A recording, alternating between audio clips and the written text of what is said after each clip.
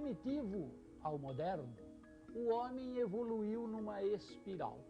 Voltava sempre ao mesmo ponto, porém num patamar mais alto. Na sua primeira volta ficou ereto. Depois, sapiens, aos poucos foi descobrindo regularidade. Nasceram assim as suas religiões, as artes, a ciência, a matemática.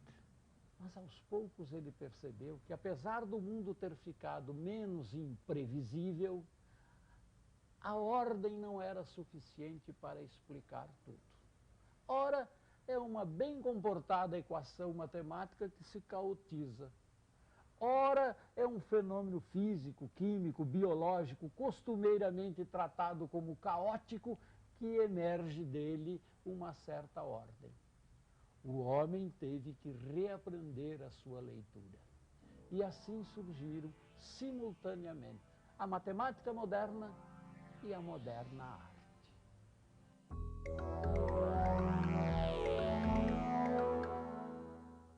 No início, tudo era escuro. Fez-se a luz. Luz onde tudo começa. O universo, o nascimento, a ideia do artista. E você, tem ideia do que se passa na cabeça do artista quando ele está criando?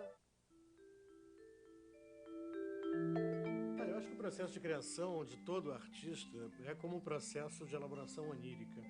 É muito fácil a gente saber o seguinte: ninguém sonha o sonho que quer. As tentativas de indução do sonho são fracativas até hoje. A coisa acontece muito nessa fronteira, nesse limite entre ordem e caos, né? Eu acho que, na verdade, é uma espécie de passagem contínua, né, ou de alternância entre esses dois campos. Eu acho que as melhores ideias que a gente tem é quando tem essa vagância, assim, um pouco antes de dormir, um pouco antes de acordar, sei lá, olhando uma parede vazia. Eu acho que o que me interessa, assim, individualmente, em relação à arte, é exatamente esse momento que a ideia passa pela primeira vez na tua cabeça e completamente informe, completamente, né? Nós não fazemos o poema que queremos. Então é preciso colocar à disposição da poesia. Eu acho que a diferença do artista para não artista hoje é só o fato dele se deixar à disposição da poesia, ele se deixar à disposição desse não saber. Tem esse momento, assim, onde tudo se encaixa. Acho que essas coisas já estão na cabeça da gente e esses insights aparecem geralmente quando a gente não o controla. Não sei se isso não é exatamente o caos, isso é uma coisa em suspenso, assim. Ele se deixar à disposição desse caos que a linguagem é capaz de produzir. E nessa sese faz parte dessa sese a leitura, a informação, a cultura e, sobretudo, a preguiça.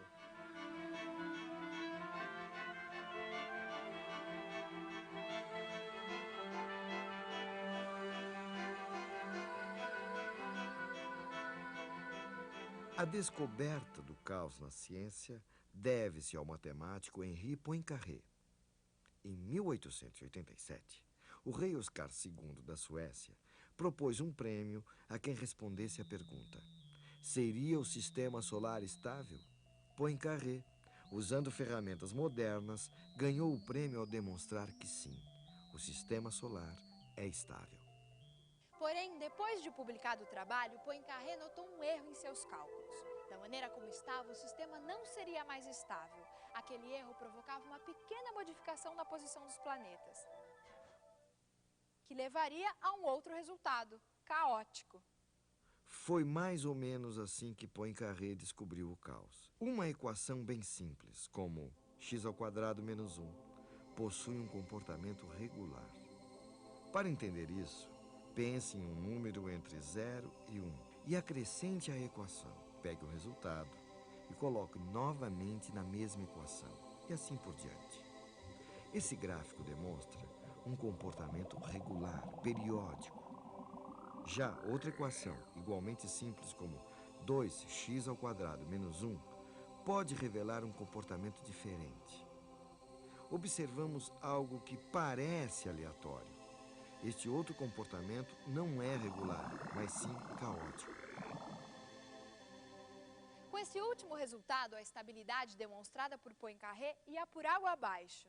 As leis da física, na maioria dos casos, prevêem como que os sistemas devem evoluir. Então a gente tem uma regra clara que diria como que o sistema evolui no tempo. Se ele está assim hoje, como que ele vai estar no minuto seguinte, na hora seguinte, no dia de amanhã. Então como que é possível que um sistema que tem um comportamento imprevisível, e os sistemas caóticos são aqueles que continuam tendo um comportamento imprevisível, possam ter uma regra por trás? Esses sistemas têm uma particularidade.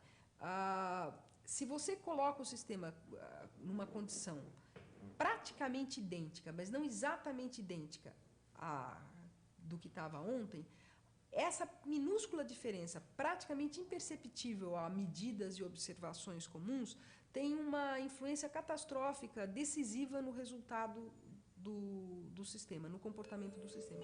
Então, o que acontece? Você tem uma evolução no tempo imprevisível, não porque ele não tem uma regra para evoluir, mas porque você não consegue precisar completamente como que ele está começando a se movimentar. Quer dizer, se eu reproduzo uma experiência aqui, coloco um determinado pêndulo, uma determinada característica aqui, uma borboleta bate as asas lá, a minúscula influência que o vento, causado as modificações nas condições atmosféricas causadas por esse movimento da borboleta, vai acabar tendo um efeito drástico no movimento do meu corpo. Então, como eu não consigo nunca prever todas essas coisas ou incorporar tudo isso no sistema, eu, na verdade, perco a minha capacidade de prever o comportamento do sistema no futuro. Então, são esses tipos de sistemas imprevisíveis que são chamados de caóticos em física. Qualquer dona de casa, ou mesmo um doceiro, conhece muito bem o que é o caos, mesmo sem saber. Para se fazer brigadeiro, por exemplo, é necessário derreter a manteiga sem queimar, misturar com leite condensado, acrescentar o chocolate, mexer sempre até achar o ponto. Assim não ficam sobras na panela, o doce não queima, você consegue enrolar e tudo fica mais gostoso. O caos encontra-se então no momento em que o doce está para grudar na panela, ou quando funde-se, ou ainda quando desanda. Somente um bom doceiro sabe repetir o procedimento para se fazer o doce, mas nem isso garante que ele seja sempre bom. Uma mínima alteração pode dar um resultado bem diferente. Cozinhar também é uma arte e um bom exemplo de caos. Um bom exemplo de artista que reuniu perfeitamente no seu trabalho o caos e a ordem é Hélio Oiticica. Metódico, extremamente organizado, criou no ambiente de ordem no seu ateliê obras que romperam definitivamente com a maneira de fazer arte do seu tempo, os anos 60. Buscou inspiração nas escolas de samba e instaurou a ideia de caos na arte brasileira ao abandonar o quadro e partir para a criação de obras pouco convencionais, onde o espectador era a própria obra de arte. Hélio Oiticica começou pintando quadros como estes, geométricos, geralmente com apenas duas cores. Suas inquietações o levaram à procura do que ele chamou de grande labirinto, ideia poética que serviu como ponto de partida para o abandono do quadro. Oiticica saltou para o espaço e o tempo ao criar tendas, estandartes, bandeiras e capas, obras de arte que só existem a partir do seu uso pelo público, como os parangolés. Foi exatamente nesse lugar, o Pátio do MAM, Museu de Arte Moderna aqui no Rio de Janeiro, que na década de 60, Hélio Oiticica chocou o mundo das artes com a apresentação dos seus parangolés. Imaginem vocês que, além de criar obras que precisavam ser literalmente vestidas pelo espectador, ele ainda trouxe um acompanhamento pouco usual para uma exposição de arte. Uma bateria da Estação Primeira de Mangueira, escola de samba aqui do Rio de Janeiro. E para que as obras se realizassem por inteiro, o espectador deveria vesti-la e ainda dançar ao som da música. Com isso, Hélio Oiticica trouxe o caos para dentro dos museus.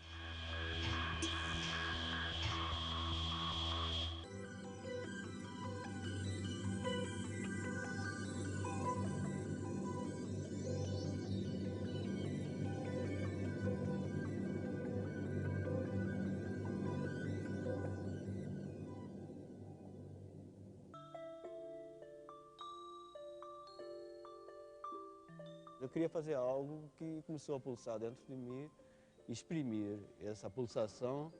E eu já estava com 22 anos, eu tinha deixado a economia, os estudos de economia, para me lançar na arte. Bom, então a minha visão da arte era outra, e eu fiz o que eu achei que deveria fazer. E a partir do meu lado particular, digamos, de dinheiro, de poder aquisitivo para comprar materiais e da realidade nossa, terceiro mundo, Brasil, América Latina, eu agarrei-me a essa possibilidade de qualquer coisa eu poder trabalhar, exprimir. Nesse ponto, o que acontece é que isso, para o mundo mais formal, passou a ser um caos. Não era o caos que eu queria introduzir no sistema, eu queria introduzir a minha maneira de ver as coisas, a minha maneira de me exprimir. E eu penso que esse caos é inerente à criação, né? Porque realmente como determinado onde vem a criação, existe uma teoria que determine como criar, como fazer, como ser, qual é o gesto, não. Me ofereceram esse espaço, eu pude me exprimir como quis e bem entendi, dentro de uma matemática caótica, mas que tem uma coerência. O que é o caos? O que é a ordem?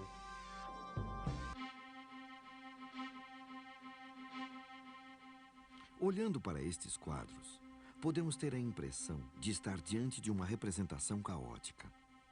São obras abstratas de Antônio Bandeira. Nessas composições, a intuição, na maioria dos casos, prevalece sobre a razão. A maneira de pintar esses quadros expressa um ímpeto informal. Mas olhando atentamente, podemos perceber que existe um equilíbrio estrutural. O impacto dessas obras vem, de certa forma, da sensação de um indeterminismo lúdico que acaba por formar um todo coerente.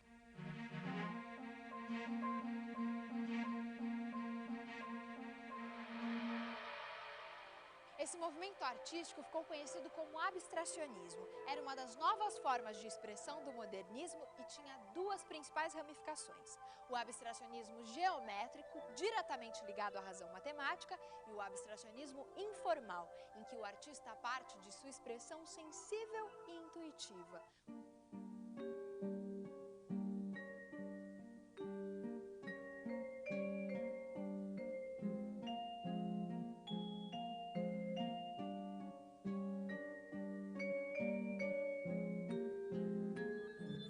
Para entender melhor as motivações dos artistas abstratos, vamos ouvir o que disse o pintor Iberê Camargo. Eu, no fundo, tinha um desejo. Tanto é que cancelava, raspava, até conseguir aquela forma que era a minha expressão, que eu aceitava. Isto é, aquele modelo que eu tinha dentro. É um modelo que a pessoa não sabe, não pode explicar, não pode chegar a dizer, vou ver se é esse. Não se pode fazer isso. Mas a intuição reconhece quando aparece aquela solução. Embora não pudesse ver de antemão, eu fazia isso com a fidelidade e com a obsessão de um pintor naturalista que quer fazer um retrato. Tinha de ser exatamente aquilo, embora depois, olhando o quadro, dissesse que é jogado, que não tem aquele movimento. Sim, tudo ali é jogado, mas não é um jogado assim, a esmo. Esse tipo de arte abstrata, sensível e poética encontra um outro paralelo. Por exemplo, nas obras de Tomi Otaki, um belo casamento entre intuição e formas geométricas. Observem a semelhança desses trabalhos de Tomi e as fotos tiradas pelo satélite Hubble. Curiosamente, ela pintou esses quadros anos antes dessas fotos serem feitas. Artista e cientista, através da intuição e da técnica, eles vão dar forma ao vivido e ao imaginado. Então nós temos um processo que vai desde o sem forma até a forma final fixada nesse objeto de arte ou nessa teoria científica. Essas imagens que se parecem são da natureza e da nossa imaginação. Todas elas impressas desde tempos imemoriais na história da espécie, na história cultural, social. De uma maneira geral, dizemos que são semelhantes por quê? Porque houve uma interação entre a proposta do artista e a nossa vida, a nossa experiência de vida. É isso que nós chamamos semelhança, é isso que nós sentimos quando estamos vendo essas duas imagens apresentadas. Portanto, quando nós observamos o quadro e as fotos do Hubble, nós estamos trazendo todo esse patrimônio cultural e da espécie nessa interpretação.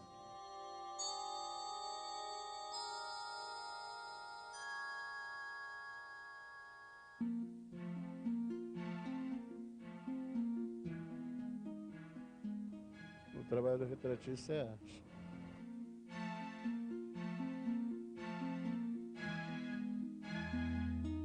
Desde o momento que ele transporta um traço no papel que define uma pessoa, ou um objeto, ou uma obra, isso é uma arte. Se eu tivesse um trabalho do Antônio Bandeira, você poderia, uma reprodução dele, você faria pra gente? Eu poderia tentar, né? É complicado porque eu vou passar o que eu sinto, não o que está na tela realmente, né? Mas posso tentar. O problema do abstracionismo é que ele transmite através da cor, da luz, das sombras. Cada pessoa que vê, ela percebe uma coisa diferente, né? É uma interpretação da abstração dele, né? O que torna essas pinturas tão diferentes? O que faz com que uma obra de arte pareça ter mais força que outra? Comparando essas duas obras, notamos que em ambas as formas e cores foram criadas livre e espontaneamente. Mas toda obra de arte expressa as realidades interiores e visões particulares de quem as criou.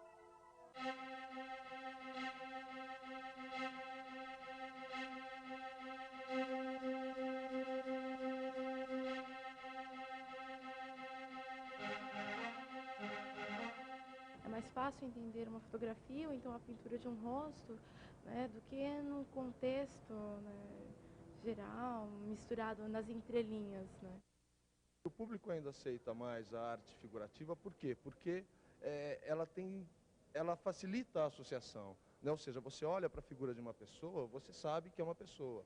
Porém, se você olha para uma imagem abstrata, ou lírica, ou geométrica, não importa, ela requer de você um outro patamar ou melhor, uma outra relação com a obra. A arte mais fácil da gente entender ou identificar com os sentimentos que a gente está mais acostumado seria a figurativa, porque é o que você, com as coisas que você lida todo dia, com objetos, com que você usa na tua casa, ou que você talvez vá comprar. Geralmente o abstrato acaba não agradando tanto, é mais difícil, exige um nível de percepção assim, mais sensível da pessoa, uma sensibilidade um pouco maior. Às vezes a pessoa olha e acha que é só um monte de pintura embaçada, né? A preferência do gosto pelas obras figurativas e realistas é bastante natural. Todo mundo gosta de ver em quadros aquilo que é agradável ver na natureza. Além disso, artistas como Michelangelo contribuíram para formar o gosto dos admiradores das artes nesse sentido. Em uma de suas principais obras, o teto da Capela Sistina, no Vaticano, o artista italiano retratou no século XVI a história do Gênesis bíblico. Neste painel, vemos Adão recebendo vida física e espiritual de um Deus rodeado por anjos. Notem os corpos de Deus e Adão, retratados como homens fortes e vigorosos. É o resultado de um profundo conhecimento de Michelangelo da anatomia humana e da admiração pelas artes gregas. Tamanho foi o impacto das obras de Michelangelo que durante quase 3 séculos, artistas de toda a Europa pintaram à maneira de Michelangelo, movimento artístico que ficou conhecido como maneirismo. Foi nessa mesma época que viveu o físico e astrônomo Galileu Galilei. Galileu Galilei propôs que o caminho para o verdadeiro conhecimento científico passava pela observação dos fenômenos, pelas posteriores experimentações e pelas comprovações matemáticas. Era o nascimento do moderno método científico. Suponhamos, por um momento, que não exista a gravidade. Assim, qualquer projétil seguiria uma trajetória em linha reta. Mas a gravidade, de fato, modela o movimento de um projétil. A maneira como isto ocorre é mostrada na lei da queda dos corpos, de Galileu. O que realmente acontece é que a bala de canhão cai continuamente, seguindo uma regra onde, a intervalos de tempo sucessivos, correspondem o quadrado de números inteiros.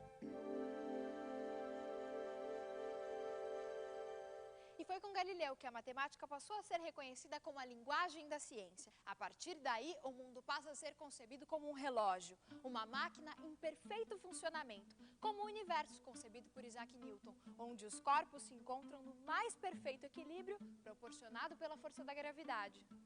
Estudando os trabalhos de Galileu, por exemplo, Newton demonstrou como a Lua orbita ao redor da Terra. Imaginando uma bala de canhão sendo atirada do alto de uma enorme montanha. Existe uma velocidade para a bala de canhão a partir da qual, quando arremessada, jamais atingiria o chão. Em outras palavras, a bala estaria em órbita, como a Lua. Deslumbrados pela possibilidade de explicar todos os fenômenos naturais através das equações e de leis imutáveis, entusiastas chegam a ver na nova ciência um novo Fiat Lux. William Blake, poeta e pintor, critica essa postura dos novos cientistas ao retratar Newton como um titã que busca a verdade das coisas na matemática, mas que é incapaz de olhar o mundo ao seu redor, que se mostra frio e nada luminoso como este céu. Mas descobertas da física do início do século XX mostraram que as ferramentas usadas por Newton e Galileu não eram suficientes e lançaram uma nova luz ao mundo do pensamento. Veja só o que disse o físico alemão Werner Heisenberg em 1958. Os cientistas estavam diante de um novo quadro, onde as respostas encontradas não se encaixavam às perguntas habituais. Ao invés de buscar novas respostas, era preciso encontrar novas perguntas. Os físicos aprenderam a fazer as perguntas corretas. E fazer a pergunta certa é, frequentemente, mais do que a metade do caminho que conduz à solução do problema. O universo do átomo, por exemplo, ao contrário do sistema solar, não funciona como um relógio. É um mundo em constantes mudanças e repleto de incertezas. Por exemplo, numa explosão de uma bomba atômica, existem átomos que se desintegram como o átomo de urânio. Existem regras definidas para o que vem depois da desintegração. Mas ninguém é capaz de prever quando e qual átomo se desintegrará primeiro, iniciando uma reação em cadeia. É nesse exato instante que surge o caos. Albert Einstein, apesar de ser o criador da teoria da relatividade, que possibilitou o nascimento da nova física do século XX, ainda acreditava, à maneira de Newton, em um mundo ordenado. Einstein evitou comentar as novas teorias que surgiram em sua época e lançou inconformado a célebre frase: Deus não joga dados.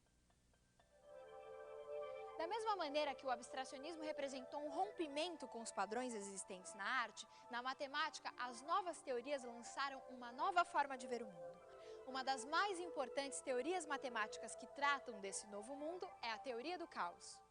O interesse permanente pelas formas geométricas e pelos problemas espaciais que o mundo das artes revelou no século XX é o ponto culminante de uma aproximação entre arte e matemática que se aprofundou desde a época do Renascimento. Para o físico e crítico de arte, Mário Schember, há um paralelismo notável entre o surto das tendências abstracionistas na arte do início do século passado e a reformulação abstrata da matemática contemporânea. O emprego de estruturas probabilísticas e efeitos do acaso são, desde então, características fundamentais da arte e ciência. Dificilmente hoje, um matemático, cientista ou mesmo um artista abre mão de uma análise sobre o caos. Muitas vezes ele vem com a sua equação matemática complicada, outras é no belo e leve bater de asas de uma borboleta. São aspectos da natureza que o cientista e o artista não podem abrir mão. Tiveram que desenvolver novos instrumentos e reaprenderam a ler o caos, a ordem, o caos.